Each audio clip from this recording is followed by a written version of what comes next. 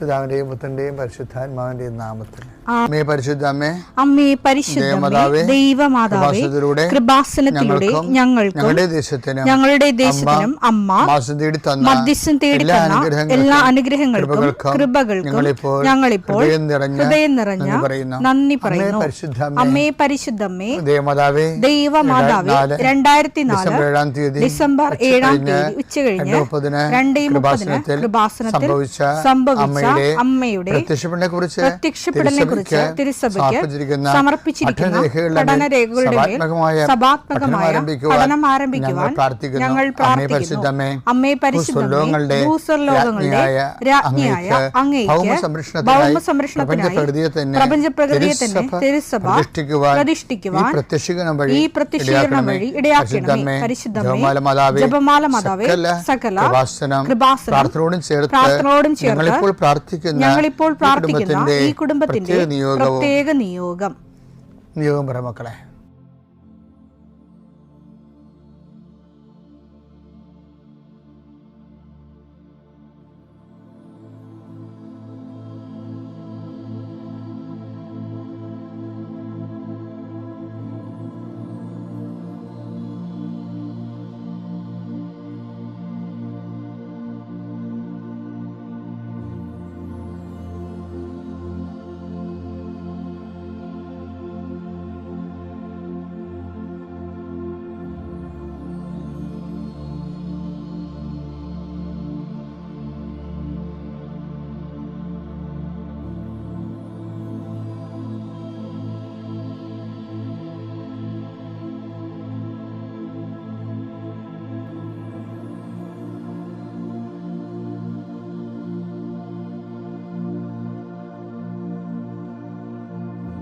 അമ്മയുടെ പ്രത്യക്ഷീകരണത്തിന്റെ ഈ അനുഗ്രഹവേളയിൽ ഞങ്ങൾക്ക് സാധിച്ചു തരുവാൻ കനിയണമേ. ആമേൻ. വിശ്വാസ പ്രമാണം. സർവശക്തനായ പിതാവും ആകാശത്തിന്റെയും ഭൂമിയുടെയും സൃഷ്ടാവുമായ ദൈവത്തിൽ ഞാൻ വിശ്വസിക്കുന്നു. അവിടുത്തെ ഏകപുത്രനും ഞങ്ങളുടെ കർത്താവുമായ ഈശോമിശിഹായിലും ഞാൻ വിശ്വസിക്കുന്നു.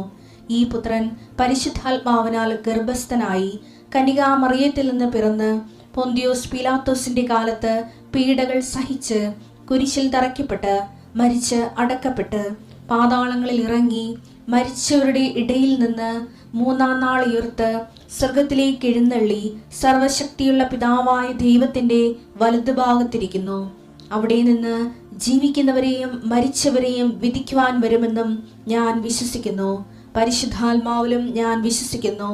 വിശുദ്ധ കത്തോലിക്കാ സഭയിലും പുണ്യവാന്മാരുടെ ഐക്യത്തിലും പാപങ്ങളുടെ മോചനത്തിലും ശരീരത്തിന്റെ ഉയർപ്പിലും നിത്യമായ ജീവിതത്തിലും ഞാൻ വിശ്വസിക്കുന്നു. ആമേൻ.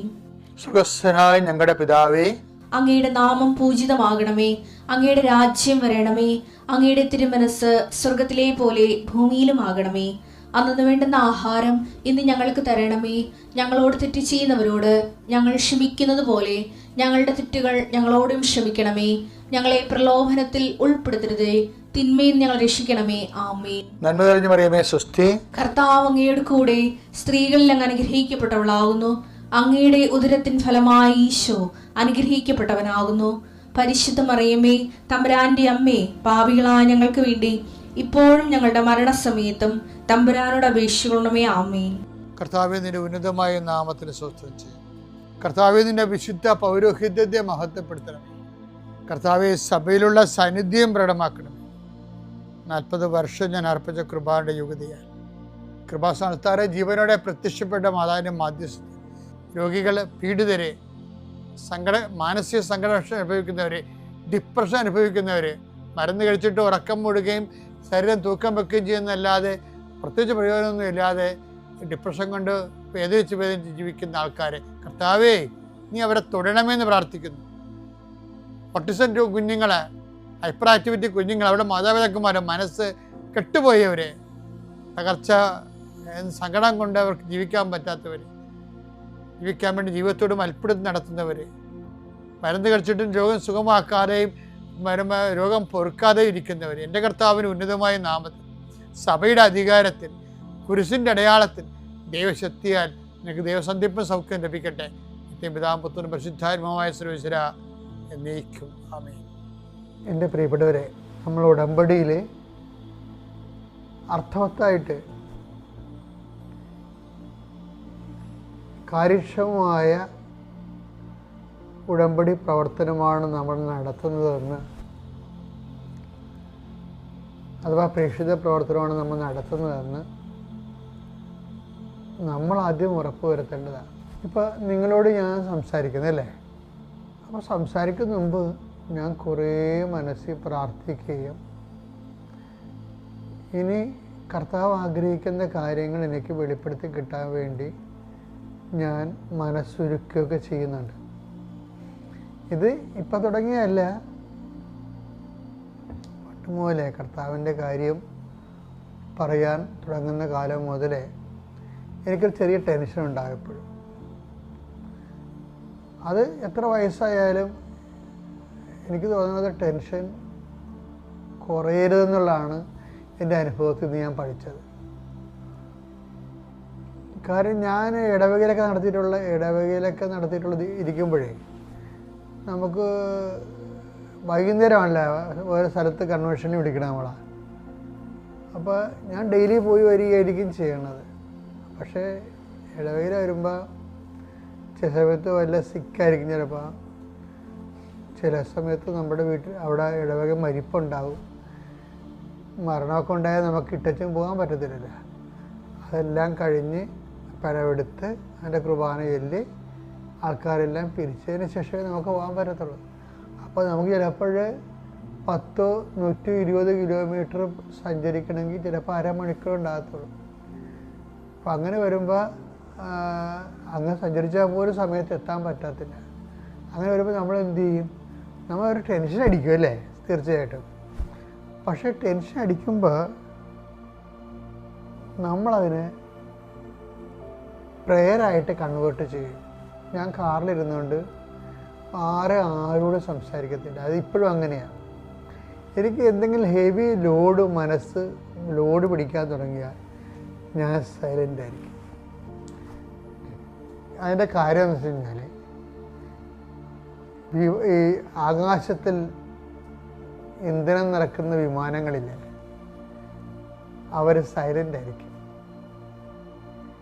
ശബ്ദമായിട്ട് നിന്നിരിക്കും. അതായത് നമ്മൾ പ്രെയർ ചെയ്ത് നമ്മളുടെ ഒരു ടെൻഷനുണ്ട്, പിന്നെ നമ്മൾക്ക് ചെയ്യാനുള്ള ആശങ്ക ഉണ്ട്, ആങ്സൈറ്റി ഇതൊക്കെ ഉണ്ടാകും. ഇതൊക്കെ ഏറ്റവും കൂടുതൽ വേണ്ട കാര്യങ്ങളാണ് ഇതെല്ലാം. ഈ ഉത്കണ്ഠ, അതുപോലെ തന്നെ ടെൻഷൻ, ഇതിൻ്റെ വരുന്നൊരു വിഷയം, ഇത് ആണ് ദൈവത്തെ ആശ്രയിക്കാനും കണ്ടെത്താനും നമ്മളെ ഒരു പരിധി വരെ സഹായിക്കും. എന്നെ സഹായിച്ചിട്ടുള്ളത് കാരണം ഞാൻ ഈ സമയത്തൊക്കെ ബാക്കി എല്ലാ കണക്ഷൻസും കട്ട് ചെയ്യും, മൊബൈൽ ഓഫ് ചെയ്യും, മറ്റുള്ളവരോട് കൂടെയുള്ളവരോട് സംസാരിക്കുമെന്ന് പറയും, അല്ലെങ്കിൽ അവിടെ സംസാരത്തിൽ പങ്കെടുക്കത്തില്ല. ഭയങ്കര കോൺവെർസേഷൻ ഡിസിപ്ലിൻ ഉണ്ടാക്കും. എന്താ കാര്യം വെച്ചാൽ ആ സമയം ദൈവത്തോട് മാത്രം നമ്മൾ സംസാരിക്കുകയോ ജപമാല ചെല്ലുകയോ ചെയ്യണേ. നിങ്ങളവർക്ക് ആധ്യാത്മിക ജീവിതം അത്ര കൊണ്ട് വലിയ അതിൻ്റെ സങ്കീർണമായ കാര്യങ്ങൾ ചെയ്തിട്ടാണ് ഇവരൊക്കെ ആധ്യാത്മിക ഔന്നത്യം പ്രാപിക്കണമെന്ന് ഒരിക്കലും ധരിക്കരുത്. സിമ്പിളാണ്. കത്തോലിക്ക സഭ പഠിപ്പിച്ചിട്ടുള്ള എല്ലാം, ജപമാല, കർത്താവിൻ്റെ മാലാഖ, പിന്നെ നമുക്ക് വിസിറ്റ് ചെയ്യണമെങ്കിൽ പരിശുദ്ധ കുർബാനയിൽ വിസിറ്റ് ചെയ്യും. ഇപ്പം കൃപാസനത്തിൽ തന്നെ നിങ്ങൾക്ക് അറിയാമോ, ആപ്പാടെ 50 സെൻറ്റ് സ്ഥലമാണ് നിൽക്കണത്. 50 സെൻറ്റ് സ്ഥലത്തിൽ നിങ്ങൾ കണ്ടിട്ടുണ്ടോയെന്ന് അറിയത്തില്ല, 3 നിത്യാരാധനയുണ്ട്. അപ്പോഴൊക്കെ മനസ്സിലായില്ലേ, എങ്ങോട്ട് തിരിഞ്ഞാലും നമ്മൾ നിത്യാരാധന വന്ന് വീഴും. ഏതെങ്കിലും ഒരു നിത്യാരാധന വന്നു. അതിൽ വിസിറ്റ് എന്ന് പറയണത് ദിവ്യകുർബാനയുടെ വിസിറ്റ്. ഇനി ദിവ്യകുർബാന ഇരിക്കുന്ന സമയത്ത് നമ്മൾ ജപമാല ചൊല്ലിക്കൊണ്ടിരിക്കുന്നവരുണ്ട്. അപ്പം എനിക്ക് ആ ഒരു അഭിഷേകമായിട്ടിരിക്കണം. കാര്യം കാനായിലെ കല്യാണമാണ് എൻ്റെ ജീവിതത്തിൻ്റെ ദൈവം എന്നോട് സംസാരിക്കുന്ന പ്ലാറ്റ്ഫോം എന്ന് പറയുന്നത്. അതിലേക്കാണ് കർത്താവ് ജനങ്ങളെ കണക്ട് ചെയ്ത് തന്നിരിക്കുന്നത്. അതുകൊണ്ട് അമ്മയുടെ മാധ്യസ്ഥത്തിലാണ് ഞാൻ പരിശുദ്ധ കുർബാനയുടെ മുമ്പിൽ ഇരിക്കുന്നത്. കാനായിലെ കല്യാണ വീട് അമ്മയുടെ മാധ്യസ്ഥത്തിലാണ് ഈശോയുടെ മുമ്പിൽ നിന്നത്, ദിവ്യ കുർബാനയുടെ മുമ്പിൽ നിന്നത്. ഉറക്കല്ലേ? അതല്ലേ കൃപാസനത്തിൽ നടക്കുന്ന കാര്യങ്ങൾ. അപ്പോൾ എന്താ വിഷയം? ഞാൻ പറഞ്ഞു വരുന്ന ഇതാണ്, നിങ്ങൾ ഈ ഒരു കാര്യങ്ങൾ ചെയ്യുമ്പോൾ ബോധ്യം എന്നും സംഭവമുണ്ട്. ബോധ്യം. അപ്പോൾ നമ്മൾ ബോധ്യം എന്ന് പറയുമ്പോൾ മറ്റുള്ളവരുടെ ബോധ്യം എന്നൊക്കെയാണ് പൗലോസ് അപ്പോസ്തലൻ പറയും. ഇപ്പോൾ നോക്കിയാൽ മറ്റുള്ളവരുടെ ബോധ്യം ജനിപ്പിക്കണമെന്നാണ്. അതായത് ഇപ്പോൾ ഉദാഹരണത്തിന് ഞാൻ പറയാം, അതിനെടുത്ത് 2 തിമോത്തി 4:2 വചനം പ്രസംഗിക്കുക. സാഹചര്യങ്ങൾ അനുകൂലമാണെങ്കിലും അല്ലെങ്കിലും ജാഗരൂകതയോടെ വർത്തിക്കുക. അതൊക്കെ നമ്മൾ കേട്ടിട്ടുള്ളതാണ്, നേരത്തെ കൈകാര്യം ചെയ്തതാണ്. മറ്റുള്ളവരിൽ ആ വാക്കെടുക്കുക, മറ്റുള്ളവരിൽ ബോധ്യം ജനിപ്പിക്കുകയും. അതാണ് സംഭവം. വെച്ച് കഴിഞ്ഞാല് മറ്റുള്ളവരിൽ ബോധ്യം ജനിപ്പിക്കുകയും അവരെ ശാസിക്കുകയും ഉദ്ബോധിപ്പിക്കുകയും ചെയ്യുക. ഇത് വരുമ്പോൾ ഏറ്റവും വലിയ പ്രശ്നമുണ്ടല്ലോ. ഈ പൗലോസ് അപ്പോസ്തലൻ പോലും പറയണത് മറ്റുള്ളവരിൽ ബോധ്യം ജനിപ്പിക്കണമെന്നാണ്. പക്ഷെ ആധ്യാത്മിക ജീവിതത്തിൽ ഒരു വ്യക്തി വളരണമെങ്കിൽ ആദ്യം ബോധ്യം ജനിപ്പിക്കേണ്ടത് ദൈവത്തിലാണ്. നമ്മൾ ഇങ്ങനെ ഒരു ടെൻഷനിലൂടെ കടന്നു പോകുമ്പോൾ കർത്താവേ നീ അത് കാര്യം ടെൻഷന് എതിരായിട്ടുള്ള എല്ലാ സാധനം ഇൻസ്ട്രുമെൻറ്റ്സൊക്കെ ഉള്ളത് കർത്താവിൻ്റെ കയ്യിലാണ്. എന്തൊക്കെയാണ്? ധൈര്യം, അല്ലേ? പിന്നെ ഞാനൊരു പ്രാക്ടിക്കലായിട്ടൊരു കാര്യം പറയാം. നിങ്ങൾക്ക് ടെൻഷൻ്റെ കാലത്ത് ഒരു ധൈര്യവും തോന്നത്തില്ല. അപ്പം നിങ്ങളോർക്കും പ്രാർത്ഥിക്കുമ്പോൾ തന്നെ ഉടനെ ടെൻഷൻ വരുമ്പോൾ നമ്മൾ പ്രാർത്ഥിക്കുമ്പോൾ ഉടനെ ഒരു ധൈര്യം തോന്നത്തില്ല. നമ്മൾ ഡെലിവറൻസിൻ്റെ ഇത് ഡെലിവർ ചെയ്യണ സമയത്ത് ചെയ്യണ കാര്യത്തിലും നമുക്ക് അപ്പോൾ ടെൻഷനോട് തന്നെ ആയിരിക്കും നമ്മൾ ചെയ്യണത്. നിങ്ങളാരും വിചാരിക്കുന്നത് പ്രാർത്ഥിക്കുമ്പോൾ ഉടനെ ടെൻഷൻ ഇങ്ങനെ കാറ്റ് വരുമ്പോൾ മേഘങ്ങൾ അങ്ങോട്ട് തൂത്തുപോണ പോലെ ടെൻഷൻ അങ്ങോട്ട് മാറുമെന്ന്. മാറുന്നവരുണ്ടാകാം. പക്ഷേ ഞാൻ 21 ലക്ഷം ആൾക്കാരെ കൗൺസിൽ 21 ലക്ഷം ആൾക്കാരെ കൗൺസിൽ ചെയ്തിട്ടുള്ള അവർ ടെൻഷൻ അടിച്ച് തന്നെയാണ് പ്രാർത്ഥിക്കണത്, ടെൻഷൻ അടിച്ച് തന്നെയാണ് ഓരോ കാര്യങ്ങൾ ചെയ്യണത്. പക്ഷെ ഒരു കാര്യം കർത്തവാണ്. എന്താണ് വ്യത്യാസം എന്ന് പറയുന്നത്, ഞാൻ എന്തുമാത്രം ടെൻഷൻ അടിച്ചാണ് ഓരോ ധ്യാനങ്ങളും ചെയ്തിരിക്കണത്. ടെൻഷൻ അടിക്കാതെയും ചെയ്തിട്ടുണ്ട്. പക്ഷേ നമ്മൾ ടെൻഷൻ അടിച്ച് ദൈവത്തിൽ ആശ്രയിച്ച് ദൈവത്തിൽ അവലംബിച്ച് ചെയ്യുന്ന കാര്യങ്ങളെല്ലാം അതിൻ്റെ ഫ്രൂട്ട്സാണ് പ്രധാനം. എന്താ കാര്യം? നമ്മൾ വിചാരിക്കാത്ത റിസൾട്ട് ഉണ്ടാക്കും. എന്താ കാര്യം? അത് ചെയ്യണത് കർത്താവാണ്. എൻ്റെ മക്കളെ, കർത്താവിന് ചെയ്യാൻ പറ്റിയ ഒരു പ്രൊവിഷൻ ജീവിതത്തിലുണ്ട്. നമുക്ക് നാളെ അത് കാണാം. കർത്താവ് നമ്മുടെ ജീവിതത്തിൽ ചെയ്ത് ഇപ്പം ഞാൻ പറഞ്ഞില്ലേ, ഇപ്പോൾ ടെൻഷൻ അടിക്കുമ്പോൾ എൻ്റെ മക്കൾ എന്ത് ചെയ്യണം? എല്ലാ കണക്ഷനും ഊരിയിടണം. ഇടിവിട്ട് വരേണ്ട സമയത്ത് അങ്ങനെയല്ല അവ ചെയ്യണത്. ഇടിവിട്ട് വരുമ്പോൾ എന്ത് ചെയ്യും? എല്ലാ മെയിൻ സ്വിച്ച് ചിലപ്പോൾ ഓഫ് ആക്കണവരുണ്ട്, ചിലപ്പോൾ ഫീസ് ഊരി കളയണവരുണ്ട്. ഇത് തന്നെയാണ് നമുക്ക് ടെൻഷൻ ഉണ്ടാകുമ്പോഴും നമ്മൾ മറ്റുള്ള ആൾക്കാരുമായിട്ടുള്ള മൊബൈൽ ഓഫ് ചെയ്യും, മറ്റുള്ള ആൾക്കാരുള്ള കണക്ഷൻസ് മാറുക. കണക്ഷൻസ് ഊരിക്കളയണം മാത്രമല്ല, അതിനെ പ്രെയറായിട്ട് കൺവേർട്ട് ചെയ്യണം.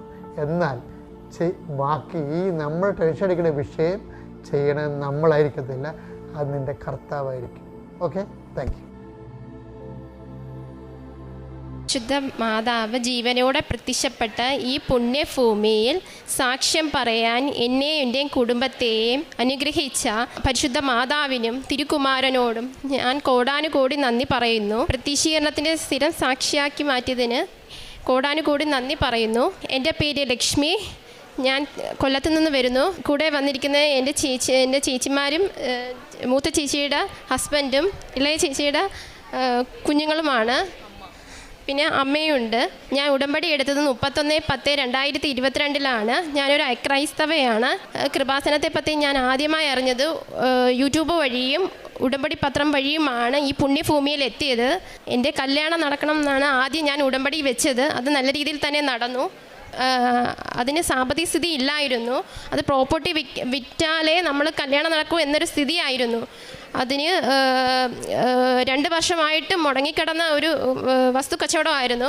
അത് കല്യാണത്തിന് 3 മാസം ബാക്കിയുള്ളപ്പോഴാണ് ഇത് കച്ചവടമായത്. അത് വിശുദ്ധ ഉടമ്പടി ഉപ്പ് ആ ഭൂമിയിൽ വിതറി വിശ്വാസ പ്രമാണം ചൊല്ലിയതിൻ്റെ ഫലമായിട്ടാണ് കച്ചവടം പെട്ടെന്ന് നടന്ന് കല്യാണം നല്ല വൃത്തിയായിട്ട് നടന്നു. പിന്നെ ഞാൻ വെച്ചത് എൻ്റെ ചേച്ചിയുടെ കാര്യമാണ്. എൻ്റെ പേര് മായ രാജേഷ്. ഞാൻ കൊല്ലത്തു നിന്നാണ് വരുന്നത്. ഞാൻ ഉടമ്പടി എടുത്തത് 31/10/2022 എൻ്റെ കല്യാണം കഴിഞ്ഞിട്ട് രണ്ട് വർഷം കഴിഞ്ഞാണ് ഞാൻ ഫസ്റ്റായിട്ട് ക്യാരിങ് ആയത്. ആയ സമയം ഫസ്റ്റ് മന്ത് തൊട്ടേ എനിക്ക് ബ്ലീഡിങ് ഉണ്ടായിരുന്നു. എനിക്ക് ഹെമറ്റോമ ആയിരുന്നു. 6 മന്ത് ആയപ്പോഴത്തേക്ക് അത് അബോട്ടായി. അത് കഴിഞ്ഞ് 6 മന്ത് കഴിഞ്ഞതിന് ശേഷമാണ് ഞാൻ രണ്ടാമത് ക്യാരിങ് ആയത്. എനിക്ക് BP-യും ഷുഗറും ഉണ്ടായിരുന്നു ലാസ്റ്റ് മന്ത് ആയപ്പോഴത്തേക്ക്. ലാസ്റ്റ് മന്തിൽ 9th മന്തിൽ സ്കാനിങ് കഴിഞ്ഞതിന് ശേഷം വീട്ടിൽ വന്ന് ചെക്കപ്പ് കഴിഞ്ഞതിന് ശേഷം വീട്ടിൽ വന്നതിന് ശേഷം എനിക്കൊരു പെയിൻ വന്ന് ഹോസ്പിറ്റലിൽ പോയപ്പോൾ അവർ പറഞ്ഞു ഫേക്ക് പെയിനാ, പോയിച്ച് വരാം എന്ന് പറഞ്ഞ് വിട്ടേക്കാൻ പറഞ്ഞു. അപ്പോഴത്തേക്ക് പറഞ്ഞു നമുക്കൊന്നുകൂടെ ഒന്ന് നോക്കാമെന്ന് പറഞ്ഞപ്പം കുഞ്ഞ് ബ്രീച്ചിലായിരുന്നു. ഇച്ചിരി കോംപ്ലിക്കേഷൻ ആയിരുന്നു. ഭയങ്കര അങ്ങനെ പിറ്റേന്ന് എനിക്ക് സിസേറിയൻ പറഞ്ഞായിരുന്നു. അപ്പോഴത്തേക്ക് ട്യൂബ് ഇടാൻ വേണ്ടി ഡോക്ടർ നോക്കിയപ്പോഴാണ് കാണുന്നത് കുഞ്ഞിൻ്റെ കാലങ്ങ് പുറത്ത് വന്ന് ഡെലിവറി ആയ സമയമായി. അങ്ങനെ എനിക്ക് ലേബർ റൂമിലോട്ട് കയറ്റി. എനിക്ക് ആ കുഞ്ഞിനെ നഷ്ടമായി. പിന്നെ കുറേ കാലം വിഷമത്തോടെ നടന്നപ്പോഴാണ് എൻ്റെ ചേച്ചി യൂട്യൂബിലൂടെ ഇവിടുത്തെ ഉടമ്പടിയെക്കുറിച്ചും സാക്ഷ്യങ്ങളെക്കുറിച്ചുമൊക്കെ ഞങ്ങൾ ആദ്യമായിട്ട് അറിയാൻ സാധിക്കുന്നത്. അങ്ങനെ ഞങ്ങൾ ഇവിടെ വന്ന് ഉടമ്പടി എടുത്തു.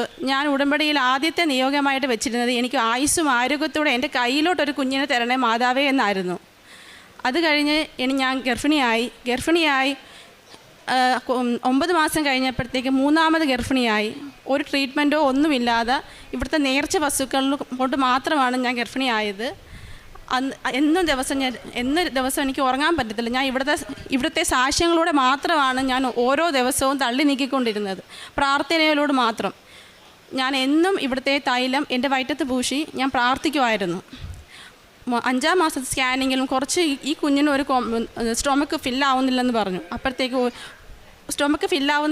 അപ്പോഴത്തേക്ക് ഡോക്ടർ പറഞ്ഞു ഒന്ന് നടന്നിട്ട് വാ, എത്ര നോക്കിയിട്ടും പറ്റുന്നില്ല എന്ന് പറഞ്ഞു. ഞാൻ 2-3 വട്ടം നടന്ന് ഞാൻ അവസാനം അമ്മയെ വിളിച്ച് പറഞ്ഞു അമ്മേ ഒന്ന് പ്രാർത്ഥിക്കണേ, ഞാൻ കയറാൻ പോവുക ലാസ്റ്റാ, അല്ലെങ്കിൽ പിന്നെ ഡോക്ടർ 2-3 ഒരാഴ്ച കഴിഞ്ഞിട്ട് വരാനാ പറഞ്ഞേക്കുന്നതെന്ന് പറഞ്ഞ്. അങ്ങനെ ഞാൻ എൻ്റെ വയറ്റത്ത് തൈലം പൂശി ഞാൻ പ്രാർത്ഥിച്ചിട്ട് കയറിയ പാടെ തന്നെ എനിക്ക് എൻ്റെ കുഞ്ഞിൻ്റെ സ്റ്റൊമക്കും ഫില്ലായി. അപ്പോഴത്തേക്ക് അത് കഴിഞ്ഞ് ജൂൺ 26 എനിക്ക് പെയിൻ വന്ന് എന്നെ ലേബർ റൂമിൽ കയറ്റി. എനിക്ക് അത്രയും കോംപ്ലിക്കേഷനൊക്കെ ഉണ്ടായതുകൊണ്ട് എനിക്ക് ഓരോ ദിവസവും ഇഞ്ചക്ഷൻ, മാസത്തിൽ ഇഞ്ചക്ഷൻ, ആഴ്ചകൾ ഇഞ്ചക്ഷൻ എല്ലാം ഉണ്ടായിരുന്നു. എനിക്ക് പെയിൻ വരുന്നതിൻ്റെ തലേ ദിവസം ഞാൻ ഇവാപെറിൻ്റെ ഇഞ്ചക്ഷൻ എടുത്തു. അപ്പം 12 hours കഴിഞ്ഞാലേ എനിക്ക് സിസേറിയൻ ചെയ്യാൻ പറ്റൂ. എനിക്ക് നോർമലായിട്ട് നടക്കും, പക്ഷേ പാസ്റ്റ് ഹിസ്റ്ററി കുറച്ച് മോശമായതുകൊണ്ട് ഞാൻ തന്നെയാണ് ഡോക്ടറിനോട് പറഞ്ഞ് എനിക്ക് സിസേറിയൻ മതിയെന്ന്. അപ്പോഴത്തേക്ക് ഡോക്ടറും അവിടെ ആ 12 hours കഴിയാൻ വേണ്ടി രാത്രി 2:22 മണിക്കൊക്കെ ഡോക്ടർമാർ ഇങ്ങനെ നോക്കി നിൽക്കുക എനിക്ക് ഉടനെ സർജറി ചെയ്യാൻ വേണ്ടി. 2:28 എനിക്ക് സർജറി കഴിഞ്ഞു. കഴിഞ്ഞ സമയത്ത് പുറത്ത് അമ്മയും എൻ്റെ അനിയത്തിയും പ്രത്യക്ഷീകരണ പ്രാർത്ഥന ചൊല്ലിക്കൊണ്ടിരിക്കുകയാണ്. അപ്പം 2:25 ഞാൻ കഴിഞ്ഞു. കുറച്ച് കഴിഞ്ഞപ്പോഴത്തേക്ക് പുറത്ത് അതിസുന്ദരിയായ ഒരു സ്ത്രീ വന്ന് എൻ്റെ അമ്മയോടും ഹസ്ബൻഡിനോടും അനിയത്തിയോടും പറഞ്ഞു മായ പ്രസവിച്ചു, ആൺകുഞ്ഞാണ്, അമ്മയും മകനും സുഖമായിട്ടിരിക്കുന്നു എന്ന്. അപ്പോൾ ഹസ്ബൻഡ് എൻ്റെ കൂടെ ചെക്കപ്പിനൊക്കെ സ്ഥിരം വരുന്നയാ. ആ സമയത്ത് വേറെ ഒരു ദിവസം 10-20 സിസേറിയൻ നടക്കുന്ന ഹോസ്പിറ്റലാണ്. ആ സമയം ആയതുകൊണ്ടും പെട്ടെന്ന് പെയിൻ വന്ന് എന്നെ അങ്ങനെ ആയതുകൊണ്ടും അവിടെ ഞാൻ മാത്രമേ ആ ഓപ്പറേഷൻ തിയേറ്ററിൽ പേഷ്യൻ്റായിട്ട് ഉള്ളായിരുന്നുള്ളൂ സർജറിക്ക് വേണ്ടി. അപ്പോഴത്തേക്ക് ഹസ്ബൻഡിനൊരു ഡൗട്ട്, ഞാൻ എപ്പോഴും വരുമ്പോൾ കാണുന്ന ഡോക്ടറല്ല, എൻ്റെ കേസ് അറ്റൻഡ് ചെയ്യുന്ന ഡോക്ടറല്ല വന്ന് പറഞ്ഞത്, സുന്ദരിയായ ഒരു ഡോക്ടർ വന്നാണ് പറഞ്ഞത്. അത് കഴിഞ്ഞ് ഹസ്ബൻഡ് അപ്പം ഡൗട്ട് അടിച്ചിരിക്കുക. അപ്പോൾ അമ്മയും പറഞ്ഞു രാജേഷേ ഇത് നമ്മുടെ ഡോക്ടറാണോ വന്ന് പറഞ്ഞത് എന്ന്. അപ്പോഴത്തേക്ക് കുറച്ച് കഴിഞ്ഞപ്പം എന്നെ കാണിക്കുന്ന ഡോക്ടർ വന്ന് പറഞ്ഞു മായ പ്രസവിച്ചു കേട്ടോ, കുഴപ്പമൊന്നുമില്ല, സുഖമായിട്ടിരിക്കുന്നു എന്ന്. ഞാനും എൻ്റെ കുടുംബവും എല്ലാം വിശ്വസിക്കുന്നത് അമ്മ മാതാവാണ് ആ വന്ന് പറഞ്ഞത് എന്നാണ്, സഞ്ചാരി മാതാവാണ് വന്ന് പറഞ്ഞത് എന്നാണ്. എനിക്ക് എൻ്റെ അത് കഴിഞ്ഞ് 2 വർഷം ആയപ്പോഴത്തേക്ക് ഞാൻ രണ്ടാമത് ക്യാരിങ് ആയി. ആ മോൾക്ക് ഇന്ന് 3 മാസം ആവുകയാണ്. മോളെയും കൊണ്ട് വന്ന് സാക്ഷ്യം പറയാൻ വേണ്ടി വരാം. 2 പേരും കൂടെ ഒരുമിച്ച് വന്ന് സാക്ഷ്യം പറയാൻ വേണ്ടിയാണ് ഇത്രയും താമസിച്ച് പോയത്. 2ാമത്തെ കുഞ്ഞിനെ ഗർഭിണിയായ സമയത്ത് ഞാനിങ്ങനെ സ്കാനിങ്ങിന് ഞാൻ മാതാവിന് പറഞ്ഞു. ആദ്യമേ എനിക്ക് ആദ്യത്തെ സമയത്ത് എനിക്ക് ഒരുപാട് ലാഗ് ചെയ്തു. സ്കാനിങ് റിപ്പോർട്ടിനും ആ സ്കാനിങ്ങിനൊക്കെ എന്തൊക്കെയോ കോംപ്ലിക്കേഷനൊക്കെ വരും. പക്ഷേ മോക്കാണെങ്കിൽ ഞാൻ ഒരു തരത്തിലുള്ള മരുന്നോ ഇഞ്ചക്ഷനോ കാര്യങ്ങളോ ഒന്നുമില്ലാതെ അന്ന് തൊട്ട് പ്രസവത്തിൻ്റെ തലേന്ന് വരെയും ഈ ഉടമ്പടി തൈലം പൂശി ഞാൻ പ്രാർത്ഥിക്കുമായിരുന്നു. ഈ കുഞ്ഞിന് ഇഞ്ചക്ഷനോ കാര്യങ്ങളോ ഡോക്ടറിനോട് പറഞ്ഞു, ഞാൻ പഴയ പോലെയല്ല ഡോക്ടർ, എനിക്ക് വയ്യ, അതുകൊണ്ട് ഇഞ്ചക്ഷനോ കാര്യങ്ങളോ ഒന്നും വേണ്ട എന്ന്. ഞാൻ അമ്മയുടെ തൈലം മാത്രം പൂശിയാണ് മോളെ സമയത്തെല്ലാം നോക്കിയത്. ആ സമയത്താണെങ്കിൽ തിരുവനന്തപുരത്ത് നിന്ന് ഒരു ചേച്ചി വന്നു. ഒരാഴ്ച ഇച്ചിരി ഏജ്ഡാണ്, 40 വയസ്സായി. ഒരാഴ്ച കൊണ്ടേ സ്കാനിങ്ങിന് വേണ്ടി നടക്കുമോ ആ ചേച്ചി. അപ്പം നടക്കുമ്പോഴത്തേക്ക് എന്നോട് ഹസ്ബൻഡ് പറഞ്ഞു, ആ ചേച്ചി ഒരാഴ്ച കൊണ്ട് നടക്കുവടേ, ഇയാളെ കയ്യിൽ തൈലോ വല്ലതും ഉണ്ടെങ്കിൽ ആ ചേച്ചിക്ക് ഇച്ചിരി കൊടുക്കണേ എന്ന്. അങ്ങനെ ഞാൻ ആ ചേച്ചിക്ക് തൈലം കൊടുത്ത് എൻ്റെ കയ്യിൽ എപ്പോഴും ഒരു പത്രം എൻ്റെ കയ്യിൽ കാണും.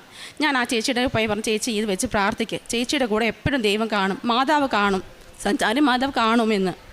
ഞാൻ അതെല്ലാം കഴിഞ്ഞ് മോളെ ഡെലിവറി ചെയ്യാൻ വേണ്ടി അഡ്മിറ്റ് ആയപ്പോൾ ആ ചേച്ചിയെ ഞാൻ വീണ്ടും കാണാനിടയായി. ആ ചേച്ചി പറഞ്ഞു, മായ അന്ന് തന്ന പത്രം കൊണ്ടാണ് ഞാൻ ഇപ്പോഴും എൻ്റെ കൈ അമ്മ മാതാവിനെ എനിക്ക് ഭയങ്കര വിശ്വാസമാണ്, ഞാൻ ഡെലിവറി കഴിഞ്ഞ് ഉടനെ പോയി ഇവിടെ വന്ന് ഉടമ്പടി എടുക്കുമെന്ന്. ഇത്രയും തന്ന് അനുഗ്രഹിച്ച അമ്മ മാതാവിന് തിരുകുമാരനും കോടാനുകോടി നന്ദി ഞാൻ പറയുന്നു. ഇനി ചേച്ചിയുടെ സാക്ഷ്യങ്ങൾ പറയാൻ ചേച്ചിയുടെ കൊടുക്കുവാണ്. എൻ്റെ പേര് മഞ്ജു, കൊല്ലത്ത് നിന്ന് വരുന്നു.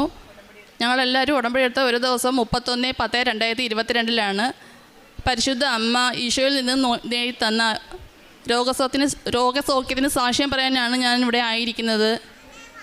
എൻ്റെ ഹസ്ബൻഡിൻ്റെ കയ്യിൽ കഷത്ത് ഒരു തടിപ്പുണ്ടായിരുന്നു. അത് ടെസ്റ്റ് ചെയ്തപ്പോൾ കുഴപ്പമൊന്നും ഇല്ലെന്ന് പറഞ്ഞതാണ്. അത് ടെസ്റ്റ് ചെയ്തപ്പോൾ പിന്നെ പോസിറ്റീവ് കാണിച്ചു, ക്യാൻസറാന്ന് പറഞ്ഞ് കാണിച്ചു. അപ്പം ഞങ്ങൾ ആകെ തകർന്നു പോയി. പക്ഷേ എന്നാലും മാതാവ് ഞങ്ങളെ കൈവിട്ടില്ല. ഈ ഉടമ്പടി വസ്തുക്കളും നേർച്ച വസ്തുക്കളും തൈലവും ഉപ്പും തേനും എല്ലാം ഞാൻ ഡെയിലി കൊടുക്കുകയും ദേഹത്ത് നെറ്റിയിൽ പൂശി പ്രാർത്ഥിക്കുകയും എല്ലാം ചെയ്യുമായിരുന്നു. അങ്ങനെ പ്രാർത്ഥനയിലായിരുന്നു.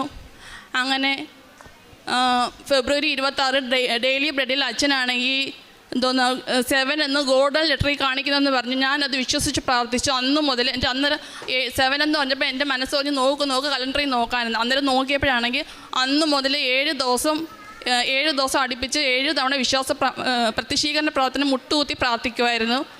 പിന്നെ അന്ന് 7ാമത്തെ ദിവസം തികയുന്നതെന്ന് വെച്ചാൽ മാർച്ച് 4 പെറ്റ് സ്കാനാണ്. അന്നേരം അതിനു മുമ്പ് അച്ഛനെ കൊണ്ട് കൈവെപ്പ് ശുശ്രൂഷയൊക്കെ നടത്തിയായിരുന്നു. റിപ്പോർട്ടെല്ലാം മാതാവിനെ ഈശോയൊക്കെ കാണിപ്പിച്ച് പ്രാർത്ഥിച്ച് ഞങ്ങൾ അങ്ങനെ പോയി. അന്നേരം അത് ഉപ്പിട്ട് പ്രാർത്ഥിക്കുക എല്ലാം ചെയ്ത് പോകുമ്പോഴും എടുക്കുമ്പോഴും എല്ലാം ഉപ്പിട്ട് പ്രാർത്ഥിക്കുക, ഡോക്ടറിനെ കാണാൻ പോകുമ്പോഴും എല്ലാം ഉപ്പിട്ട് പ്രാർത്ഥിക്കുക എല്ലാം എടുക്കുകയൊക്കെ ചെയ്യുമായിരുന്നു. അന്നേരം ഞാൻ പറഞ്ഞു, പെറ്റ് സ്കാൻ്റെ റിപ്പോർട്ട് കിട്ടുമ്പോൾ മാതാവേ ഒരു ക്യാൻസർ സെല്ല് ഒന്നും കാണല്ലേ മാതാവേ എന്ന് ഞാൻ പ്രാർത്ഥിച്ചു. അതിൻ്റെ ഫലമായി നേർച്ച വസ്തുക്കളുടെ ഫലമായി സമയത്തിന് മേൽ അധികാരമുള്ള മാതാവ് എത്രയും പെട്ടെന്ന് എൻ്റെ ഹസ്ബൻഡിൻ്റെ രോഗസൗഖ്യം തരണേന്ന് ഞാൻ കരഞ്ഞ് പ്രാർത്ഥിച്ചു. ഉറങ്ങാത്ത രാത്രികളുണ്ടായിരുന്നു. ഞാൻ എൻ്റെ സങ്കടം ആരത്തും ഞാൻ പറഞ്ഞില്ല. എൻ്റെ അമ്മ കൃപാസന മാതാവിനോട് മാത്രമേ ഞാൻ പറഞ്ഞുള്ളൂ ഉറങ്ങാത്ത രാത്രികളിൽ. അപ്പം മാതാവ് ഒരു ദിവസമാണെങ്കിൽ എല്ലാവരും ഉറങ്ങിയാലും എനിക്ക് ഉറക്കം വരത്തില്ല. അന്നേരം ഞാനിങ്ങനെ കിടക്കുമായിരുന്നു. അപ്പം മെഴുകുതിരിയുടെ ഒരു വെളിച്ചം കണക്ക് എൻ്റെ റൂമിൽ വന്ന് മാതാവ്. അപ്പോൾ എനിക്ക് വിശ്വാസം മാതാവ് എൻ്റെ കൂടെ ഉണ്ടെന്ന്. അത് കണക്ക് എന്നെ മെഴുകുതിരിയിൽ കൈ വിരിച്ചിരിക്കുന്ന ഈശോ, പിന്നെ പൂവ്, ഹൃദയത്തിൻ്റെ ആകൃതി, ഒത്തിരി അടയാളങ്ങൾ എൻ്റെ പ്രാർത്ഥനാ മുറിയിൽ മാതാവിൻ്റെ രൂപം തെളിഞ്ഞു വന്നു. അപ്പം ഞാൻ വിശ്വസിച്ച് മാതാവ് കൂടെ ഉണ്ട്, കൈവിടത്തില്ല. അങ്ങനെ ഉറച്ച് പ്രാർത്ഥിച്ച് അങ്ങനെ ഞങ്ങൾക്ക് രോഗസൗഖ്യം ഉണ്ടായി. പിന്നെ ആത്മീയമായി ഒത്തിരി വളരാൻ സാധിച്ചു, ഒത്തിരി പ്രാർത്ഥിക്കാൻ സാധിച്ചു. പിന്നെ ക്ഷമ എന്ന് എല്ലാവരും എൻ്റെ അടുത്ത് ആരെന്ത് പറഞ്ഞാലും അവർക്ക് വേണ്ടി എനിക്ക് പ്രാർത്ഥിക്കാനായിട്ട് പറ്റി, ക്ഷമിക്കാൻ പറ്റി. പിന്നെ പത്രമാണെങ്കിൽ എല്ലാം പ്രാർത്ഥിച്ചാണ്ട് എല്ലാവർക്കും പെട്ടെന്ന് അങ്ങ് കൊടുത്തു തീർക്കുമല്ല. ഉടമ്പടി തൈലം ഇട്ട് പ്രാർത്ഥിച്ച് ഓട്ടോ സ്റ്റാൻഡിലായാലും ചേട്ടന്മാരോട് പറഞ്ഞും പിന്നെ ബസ് സ്റ്റോപ്പിലിരിക്കുന്നവർക്കും എല്ലായിടത്തും പറഞ്ഞ് എല്ലാമാണ് ഞങ്ങൾ പത്രം കൊടുക്കുന്നത്. പിന്നെ കാരുണ്യ പ്രവൃത്തിയായിട്ട് പൊതിച്ചോറ് കൊടുക്കുമായിരുന്നു. ഈ അസുഖം വരുന്നതിന് മുമ്പേ ക്യാൻസർ പേഷ്യൻസിനെല്ലാം ആശുപത്രിയിൽ പോയി പറഞ്ഞ് പത്രവും കൊടുത്ത് എണ്ണയൊക്കെ ഇട്ട് അങ്ങനെ ഞങ്ങൾ പ്രാർത്ഥിക്കുമായിരുന്നു, പ്രേക്ഷിത പ്രവർത്തനം ചെയ്യുമായിരുന്നു, കാരുണ്യ പ്രവൃത്തി ചെയ്യുമായിരുന്നു. ആത്മീയ ജീവിതത്തിൽ ഒത്തിരി മുന്നേറാൻ സാധിച്ചു. ജപമാല ചൊല്ലുകയും പിന്നെ മറ്റുള്ളവർക്ക് വേണ്ടി പ്രാർത്ഥിക്കാനായിട്ട്. ഞങ്ങൾക്ക് ഇപ്പോൾ ഈ അസുഖം വന്ന് ഞങ്ങളുടെ കാര്യം മാത്രമല്ല പ്രാർത്ഥിച്ച, മറ്റുള്ളവർക്ക് വേണ്ടി അവിടെ ചെല്ലുമ്പോൾ ഓരോ രോഗികളെ കാണുമ്പോഴും എനിക്ക് ഞാൻ മാത്രമായിരിക്കും അവിടെ ഇങ്ങോട്ട് പോകുന്നത്. അപ്പോൾ അത് അവർക്ക് വേണ്ടി പ്രാർത്ഥിക്കാൻ സാധിച്ചു. ഈ അവിടെ ഹോസ്പിറ്റലിൽ ട്രീറ്റ്മെൻറ്റ് കിടക്കുമ്പോൾ ഈ ഹസ്ബൻഡും കിടന്ന് ഉറങ്ങും. രാത്രി ഞാനാണെങ്കിൽ അവർക്കും മറ്റുള്ളവരുടെ കരച്ചിലും അതും ഇതും കേട്ട് ഞാൻ അവർക്ക് വേണ്ടി പ്രാർത്ഥിക്കാൻ സാധിച്ചു. എനിക്ക് എല്ലാത്തിനും ഇന്നോളം ഈ നിമിഷം വരെ ഞങ്ങൾ ചേർത്ത് പിടിച്ച എല്ലാവർക്കും പ്രാർത്ഥിച്ചതിന്, ഞങ്ങളെ കൂടെ നിർത്തിയതിന് എല്ലാത്തിനും നന്ദി പറയുന്നു. ഇനിയും ഈ ഉടമ്പടിയിലായിരിക്കും ഞാനും എൻ്റെ കുടുംബവും അമ്മയുടെ ഉടമ്പടിയിലായിരിക്കും എന്ന് പ്രാർത്ഥിക്കുന്നു. ഞങ്ങൾക്ക് വന്ന എല്ലാ അനുഗ്രഹങ്ങൾക്കും കൃപകൾക്കും 1000 നന്ദി. ദൈവത്തിൽ ആശ്രയിക്കുന്നവർ വീണ്ടും ശക്തി പ്രാപിക്കും. അവർ കഴുകന്മാരെ പോലെ ചിറകടിച്ചുയരും. അവർ ഓടിയാലും ക്ഷീണിക്കുകയില്ല, നടന്നാൽ തളരുകയുമില്ല. യെശയ്യാ പ്രവാചകൻ്റെ പുസ്തകം 40-ാം അധ്യായം 31-ാം വചനമാണ്. ഈ കുടുംബം മുഴുവൻ ഉടമ്പടിയിലാണ്. ഇന്ന് കൈക്കുഞ്ഞുമായിട്ടാണ് പരിശുദ്ധാമ്മയുടെ പ്രത്യക്ഷീകരണത്തിന് സാക്ഷിയായിട്ട് അക്രൈസ്തവ കുടുംബമാണ്. പക്ഷെങ്കിൽ ഈശോയിലും അമ്മയിലുമുള്ള സ്നേഹമാണ് അവരെ കൂടുതൽ അടുപ്പിക്കുകയും അവരെല്ലാ അനുഗ്രഹങ്ങളും ഈശോയിൽ നിന്ന് ലഭിക്കുകയും ചെയ്തത് അവരുടെ വിശ്വാസമാണ്. മത്തായിയുടെ സുവിശേഷം 21-22 പറയുന്നത് പോലെ വിശ്വാസത്തോടെ പ്രാർത്ഥിക്കുന്നതെല്ലാം നിങ്ങൾക്ക് ലഭിക്കുമെന്നാണ്. ഈ മക്കൾ വിശ്വാസത്തോടെ ആത്മാർത്ഥതയോടെ പ്രാർത്ഥിച്ചതിൻ്റെ ഫലമായിട്ടാണ് പ്രാർത്ഥിച്ചതെല്ലാം ദൈവം അനുഗ്രഹിച്ച് വാരിക്കോരി ഇവരെ സഹായിച്ചത്. അവനെ വിശ്വസിക്കുന്ന ഒരുവനെ ലജ്ജിക്കേണ്ടി വരികയില്ല എന്നാണ് വിശുദ്ധ ഗ്രന്ഥത്തിൽ പറയുന്നത്. റോമാക്കാർക്ക് എഴുതിയ ലേഖനം 10:11 പറയുന്നത്. ഉടമ്പടിയിലായിരിക്കുന്ന മക്കളുടെ ജീവിതത്തിൽ നമുക്കൊരിക്കലും ലജ്ജിക്കേണ്ടി വരത്തില്ല. കാരണം ദൈവത്തിൽ ആശ്രയിക്കുന്നവർ വീണ്ടും ശക്തി പ്രാപിക്കും. അവർ കഴുകന്മാരെ പോലെ ചിറകടിച്ചുയരും. അവർ ഓടിയാലും ക്ഷീണിക്കുകയില്ല, നടന്നാൽ തളരുകയുമില്ല. നമ്മുടെ ജീവിതത്തിലും നമ്മുടെ എല്ലാ പ്രതിസന്ധികളും പ്രശ്നങ്ങളും ബുദ്ധിമുട്ടുകളും എല്ലാം ദൈവത്തിൽ ആശ്രയിച്ച് അവിടുത്തെ ശക്തി പ്രാപിക്കാനായിട്ട് നമുക്ക് പ്രാർത്ഥിക്കാം. കഴുകന്മാരെ പോലെ ചിറകടിച്ചുയരാൻ ആത്മധൈര്യത്തോടെ ഈശോയുടെ അമ്മയുടെ സാന്നിധ്യത്തോടെ ചിറകടിച്ചുയരാനുള്ള അനുഗ്രഹത്തിനായിട്ടും ഓടിയാലും ക്ഷീണിക്കാത്ത, നടന്നാലും തളരാത്ത ആ പ്രസൻസിന് വേണ്ടിയിട്ട് ദൈവത്തിൻ്റെ സാന്നിധ്യം കൂടെ ഉണ്ടെങ്കിൽ നമ്മൾ തളരുകയില്ല, ക്ഷീണിക്കുകയില്ല, വിഷമിക്കുകയില്ല. ആ സാന്നിധ്യത്തിന് വേണ്ടി നമുക്കും ആ ദൈവാനുഭവം ലഭിക്കുവാനായിട്ട് നമുക്ക് പ്രാർത്ഥിക്കാം. ലക്ഷ്മിക്കും മഞ്ജുവിനും മായയ്ക്കും ഈ മുഴുവൻ കുടുംബത്തിന് ലഭിച്ച എല്ലാ അനുഗ്രഹങ്ങൾക്കും നമ്മൾക്ക് കരങ്ങളടിച്ച് ദൈവത്തെ മഹത്വപ്പെടുത്താം. യേശുവേ നന്ദി, യേശുവേ സ്തുതി.